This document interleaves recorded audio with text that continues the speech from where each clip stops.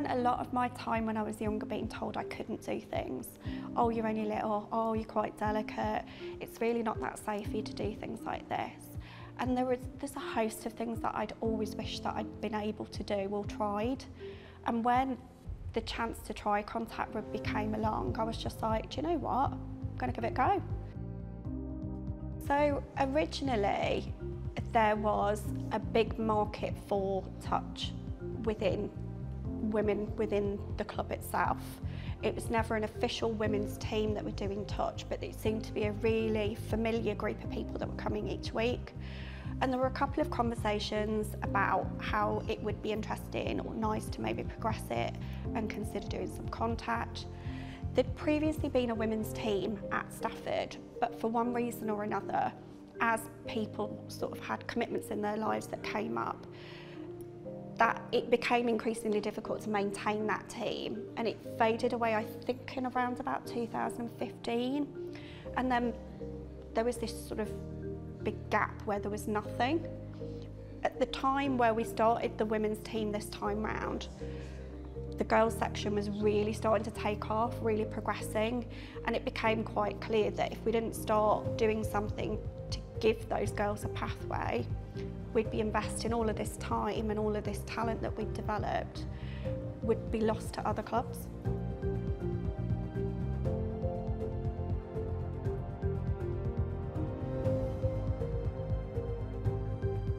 It was the season 2019 into 20, so COVID. So we started the season, and then we played a few friendly matches, and then COVID happened, and then all training stopped, and then we kind of resumed as soon as we could. It has grown hugely.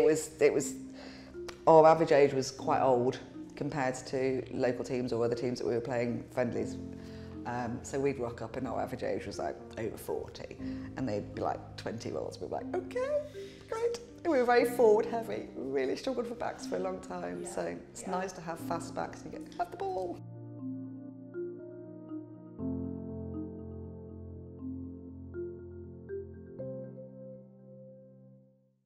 I feel like because I saw how big the team was, and I thought it was a great opportunity to just, obviously carry on playing. And I just felt like, because I've been here so long as well, and having such a big women's team and how big it is now, I feel like it was just perfect to just stay here, because it was kind of like home at the end of the day, kind of like, it's just nice to stay with such a good club. Because you don't really see that many women's teams really, and if you do, they're quite small. Like last season we did have like a couple women's teams, like a couple of them were big and a couple of them were small.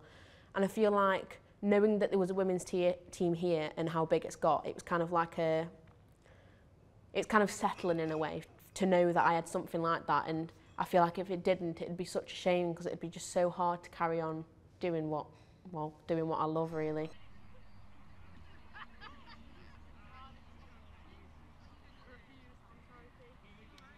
Unfortunately, we've got to do it 3 times because obviously we've got an odd number, so everyone's at least have one go at it. Well, it's an interesting one, because I had no intention, or no intention at all. I didn't know this even existed. It was my wife who wanted to get back into playing. She had a look around, and obviously Stafford was one of the places. She come down for one session, and they were like, if you know any other people, if you know anyone who wants to help, we were looking for a head coach or a coach. And she was, oh, my husband would probably be interested. I came down to what I thought was so I came down to watch, which again, there was about 7 or 8 people.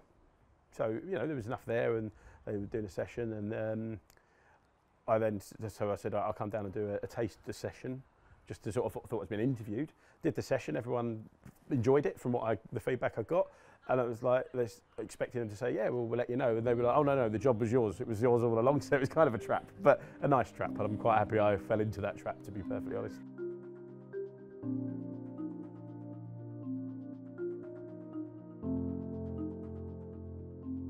I suppose the sport itself is just very freeing. You can get a lot out of it. I enjoy the excitement of it, the pace of it, the team, the camaraderie. Like, you just feel like a family on that pitch. Like, it's almost like an ageless team, because you just don't see it. You just don't, unless you know that they're roses or something. We all just gel, and we all learn from each other, and that's lovely. There's a lot of mutual respect, like just instantly given, which I think that's why it works. You kind of look up to some people, especially like the older women, because it's like how I think of it, I'm like, I'm playing with someone's mum, like, this is so cool. I think that's so cool, and I always say that, and I think it's so interesting that, like, it's just a nice community to be part of with all the different people that we have.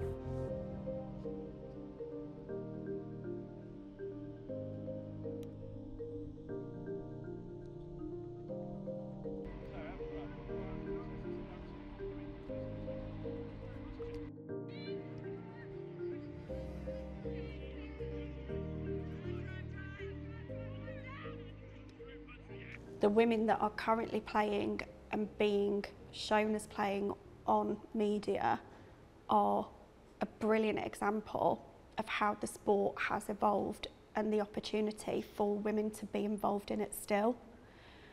I think on a more local level, there is a huge difference in that there are individuals who are very traditional, shall I say. I think things are changing slowly. What we have is a male-dominated culture, and that's not to say that a lot of people that I've met are not supporters of women's sport, women's rugby. We're very fortunate at the moment in that we have members on the board of directors who are women. We have a really supportive board of directors for the women's game, and we have a fantastic champion of the women's game in both the director of rugby and the women's coaches. And for me, that's how we drive this forward.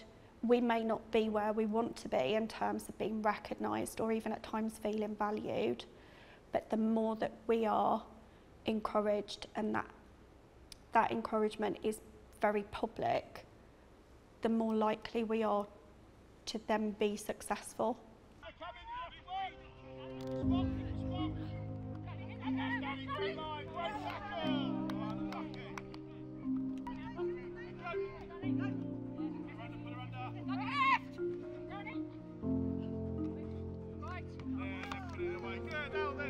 When you kind of make that first approach and walk through the door of a rugby club, that's the hardest point. And I think for women that's been a huge barrier for us building teams in that, because to get women to kind of step through a doorway into a very male-dominated space, even though it's changing, that's probably one of the biggest barriers to get a woman through the door. But I think we've done an all right job so far.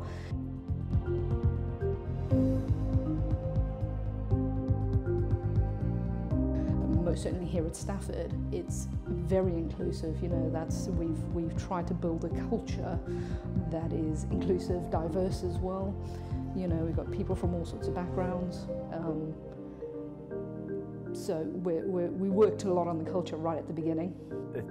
If you could think of it rugby-wise, we now do it, and I think the women being involved and having that outlet, it's not a big scary place full of weird bearded hairy men that women don't want to come to. There is a softer side to the club which is approachable for not just women but for other people in life. You know, they don't have to, you know, if they're not a bit scared of the male side of things, they can come and like support the women. There's other jobs that aren't rugby.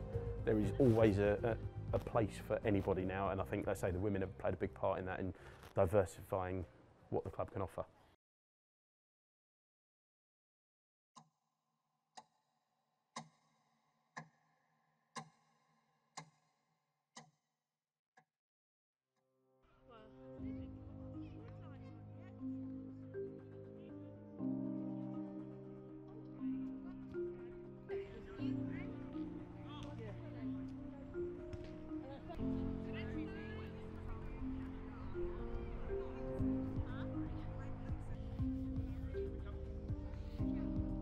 Last season we played in NC3, which is the league that they created to bridge that gap between the teams that were out and out development, just starting out, because there'd been a massive boom in women's teams, and those teams that were quite established, had a level of experience, were more competitive than those that were in the development leagues.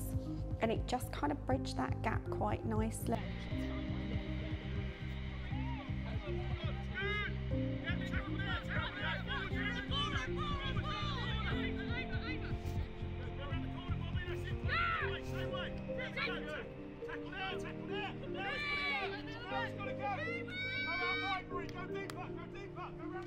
No, it was very exciting. When I heard we were in a league, I was like, yes, that's amazing. And it's like, yeah, it was like, we're gonna enter a league. It's not a big deal. You know, it's our first time. I'm not expecting anything great, but I know that we can do amazing. Do you know what I mean? So there wasn't that much pressure. You've got to balance it, haven't you? If you go in guns blazing, you know, this is our first league. We need to prove ourselves. You know, we can blah blah blah. It's gonna scare people, especially if they're not seasoned players. Whereas it was always like, yeah, we're in a league. Actually, we do want to win. Actually, we got a chance at this. Lovely, this is it, team. This is what's going to set us above. That's how talented we are. Some high feet. There we are, beautiful. Down.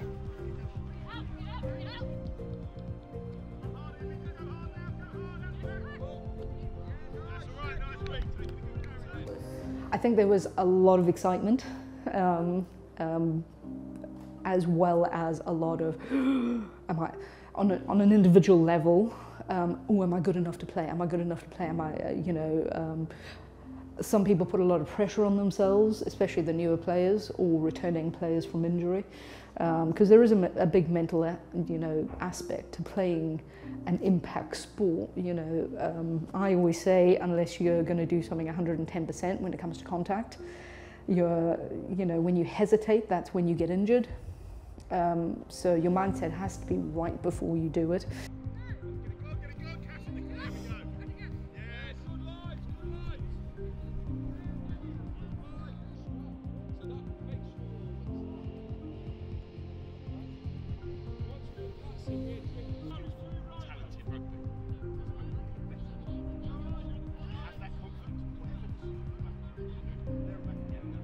So the key thing is every pass we give is something that our team can take. If we can just execute that better than them, it doesn't matter what they do. They will not be able to deal with us, okay? This is our last just over an hour to get this dialed in, ready for what is probably the biggest game of the season on Sunday, okay? It's yours to take.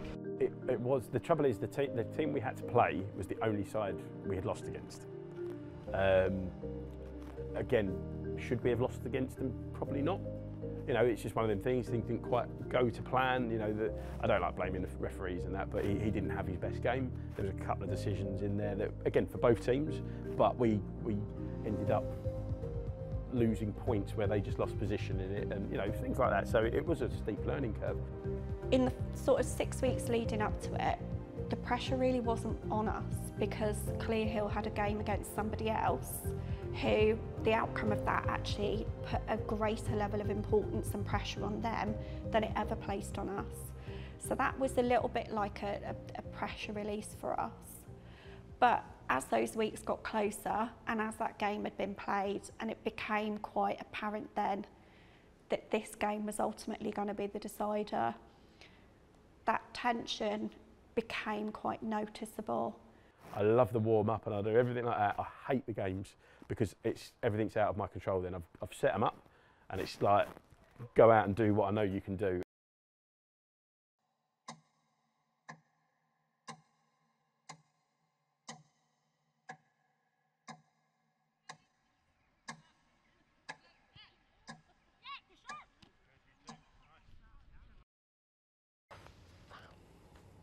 I woke up that morning and I was just at home and I was like, oh God, this day's come and I don't know how to feel, and it was a long journey.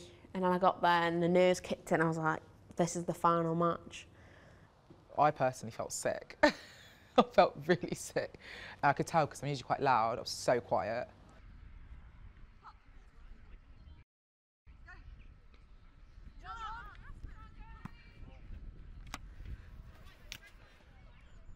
For me, I didn't feel any different because I am a little bit like, if we win, we win, if we lose, we lose. I didn't actually want to add any pressure. I just wanted to play a decent game of rugby. Oaf gets frustrated with us sometimes because we don't always take it as seriously as he'd like us to, which I can understand his frustration, but seeing as I'm one of the ones that doesn't take it that seriously, I can't really say anything else.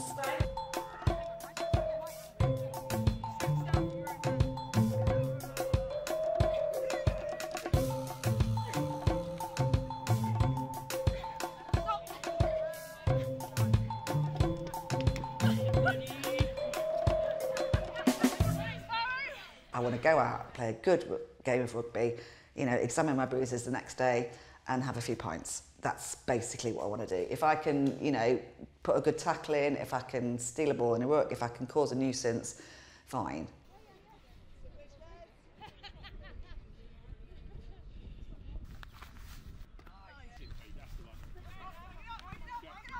I think what we learn is actually a little bit of nerves in a game is really good. It can really focus your mind when it comes to sort of stepping up as you approach the kick-off. I think by the time we were warming up, by the time we had realised we had a wealth of time because the referee had got a different kick-off time to us, I mean, that was helpful.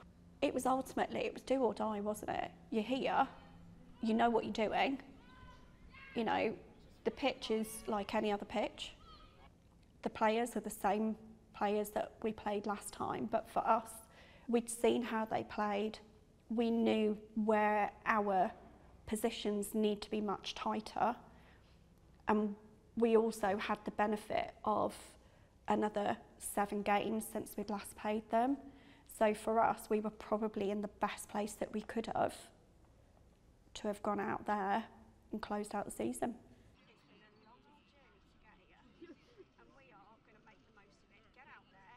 Okay, so we get under the sticks and scores, we stop them, so we work, even if they're past us, we keep working.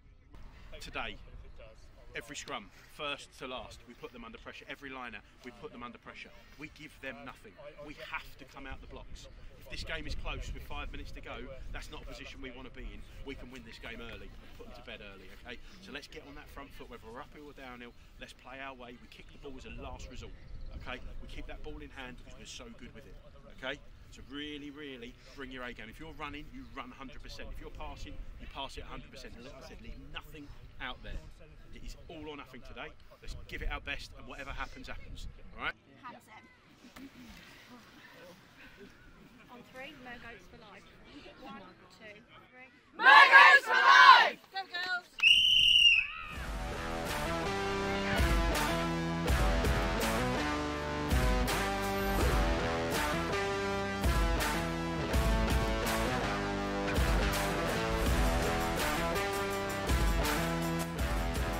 Imagine playing someone just as good as you. You know, you're thinking you're going to win something, but they're also thinking they're going to win it. It was insane.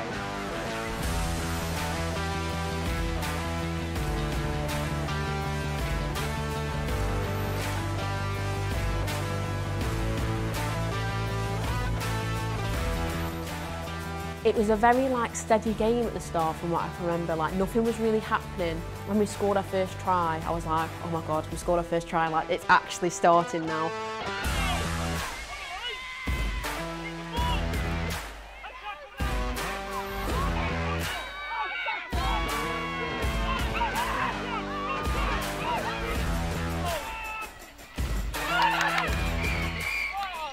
Scored a very, very good try. Put a lot of pressure on, finally strung a bit of rugby together, a brilliant finish, work move, young Lizzie on the wing, diving in the corner one-handed. It was a really, really tough finish.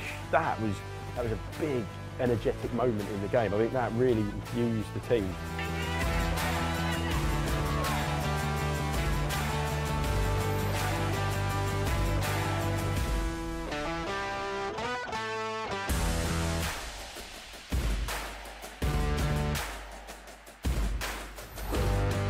They seem to have taken a slightly different approach when it came to return fixture, and they had a lot of pressure in their pack.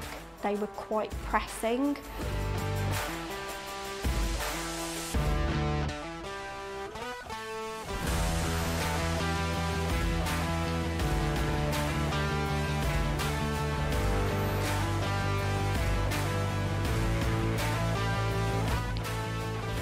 And then they scored one, we scored, oh my God.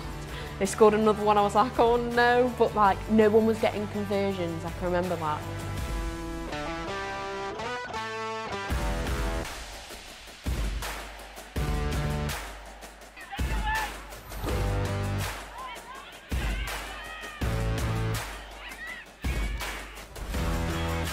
Yes, Mom!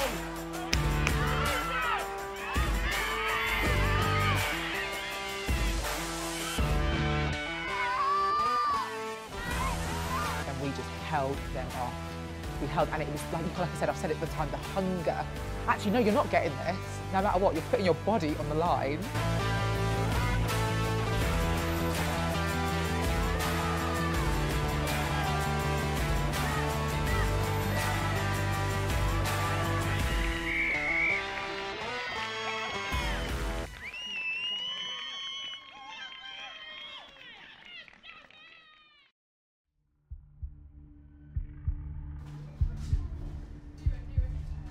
I remember just standing there and I knew it was quite close to the end of the game. I feel like it was, if I didn't get that conversion, I think we would have tied, and I was like, I need to get this, I actually do. And I was standing there and I was so nervous, and everyone was like, take your time, take your time. Verity has developed such a reputation for being able to slot the ball away that part of us were going, do you know what, she's got this is great, it's not going to be a problem. But there was also that element of, oh my God, in her shoes, I can only imagine how she's feeling. They were all videoing it, and I was like, there's so many cameras, there's so many people watching me. And I remember just standing there and I'm like, right, I've got to do it.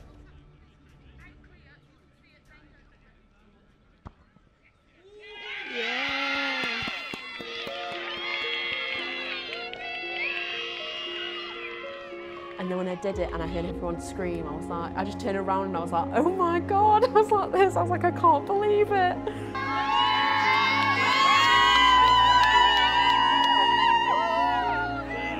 You guys just won the league, how do you feel? Absolutely amazing! Feel on top of the world!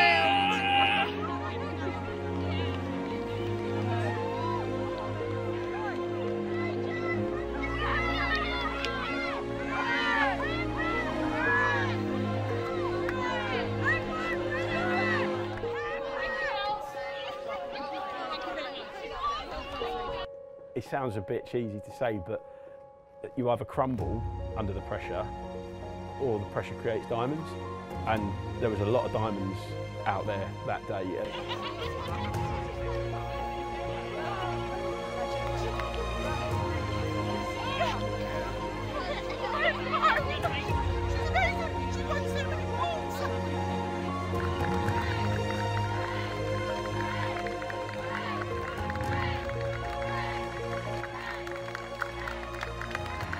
I think the moment that we felt at that point we all deserved, definitely. It was that combination of being hugely proud of ourselves, being completely exhausted because we'd just worked like crazy for 70 minutes, but being absolutely shocked that we had actually done it.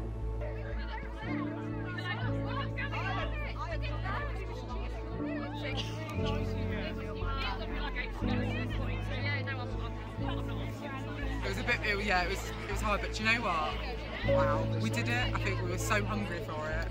Yeah. I'm very happy. We all worked hard. Every single one of us put it straight in. So yeah, very proud.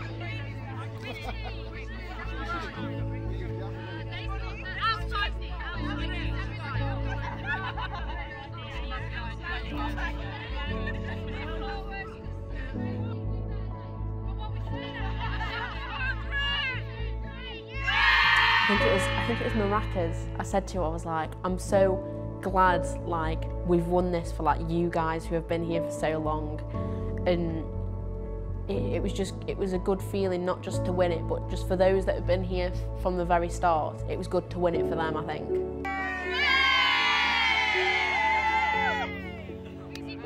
The circle, whether you put it on your back or not, has played your part, which has allowed us to be here today, doing what we're doing. So just like to say, ladies, we just won the league.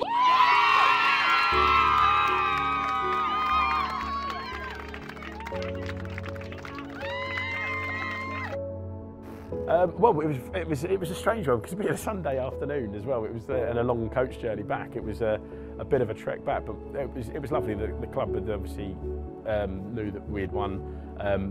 Not a huge amount of people, but people who actually put their time and effort in.